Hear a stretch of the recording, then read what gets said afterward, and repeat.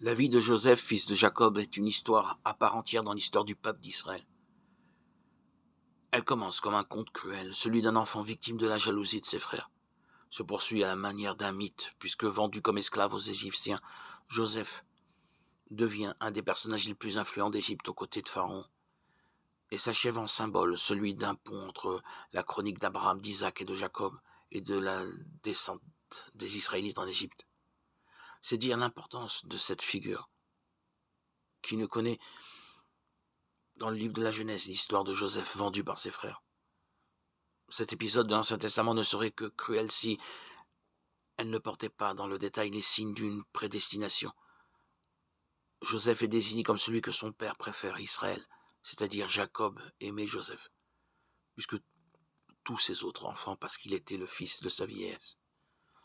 Il est aussi celui qui est le mieux doté, puisque son père lui fait faire une tunique de grand prix.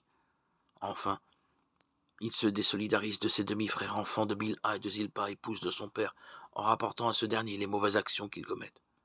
D'emblée donc, il se tient à l'écart de la fratrie, d'autant qu'il se révèle visionnaire et que ses visions marquent sa supériorité au point que celle qui lui montre la lune, le soleil et 11 étoiles se prosternant devant lui, inquiète.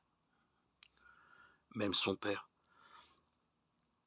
En réalité, ce qui échappe à la compréhension de l'intelligence humaine, c'est clair, lorsque l'on fait une lecture de la prédestination divine de Joseph. Mais pour l'instant victime de la jalousie de ses frères qui, après avoir renoncé à le tuer, à l'initiative de l'un d'entre eux, Rouben, le jette dans une citerne avant de le vendre pour quelques pièces à une caravane d'Ismaélites, et devient ainsi une des grandes figures de souffrance de l'Ancien Testament. À l'instar de Job, comme lui voué à l'arbitraire de la violence et de la démesure humaine. Cependant, la suite du récit va nous faire pénétrer dans le secret d'une vie habitée par la sagesse de Dieu. Revendu par les Ismaélites à Poutifar, officier du roi, il ne s'appartient plus et laisse l'histoire événementielle accomplir en lui le projet divin sur le peuple d'Israël, loin de sa terre, étranger parmi les étrangers. Ce que le texte souligne à maintes reprises, le Seigneur était avec Joseph et tout lui réussissait. Genèse 39:2. Ainsi par son talent personnel. Il devient l'homme de confiance de Poutifar, présentant un modèle d'intégration et d'ascension sociale exceptionnel.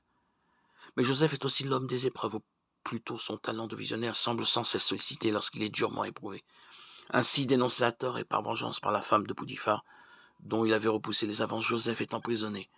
Là encore, au plus profond de la désolation, se révèle la présence de Dieu à ses côtés, comme pour signifier la mise en réserve de ce destin. Aussi, la suite du récit est-elle construite sur un enchaînement de faits centrés sur le don d'interprétation des songes que possède Joseph, et qui va le conduire jusqu'à Pharaon, en quête